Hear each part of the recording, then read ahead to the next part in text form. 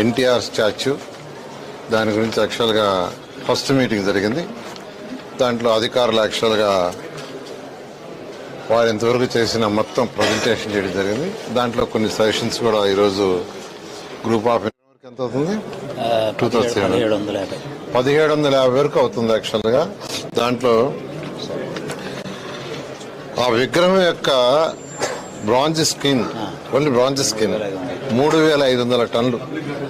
3500 ton. ఎందుకంటే టూరిజంకి వచ్చిన వాళ్ళు ఈ యొక్క తెలుగు వైభవం కానీ తెలుగు తేజం కానీ అక్కడ చూడొచ్చిన వాళ్ళు లిఫ్ట్లో పైకి పోవచ్చు.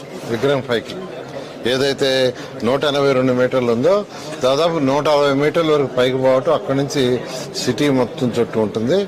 అందువల్ల అది 3500 మెట్రిక్ టన్నులు యాక్చువల్గా ఆ యొక్క బ్రాంజ్ స్క్రీన్ అవుతుంది. విగ్రహం 65,000 టన్నులు చెప్పండి. విగ్రహం మొత్తం వెయిట్ తీసుకుంటే అంటే దాంట్లో చేసే ఈ బ్రాంజ్ స్కిన్ ప్లస్ టోటల్ తీసుకుంటే 65,000 టన్నులు వెయిట్. ఓకే.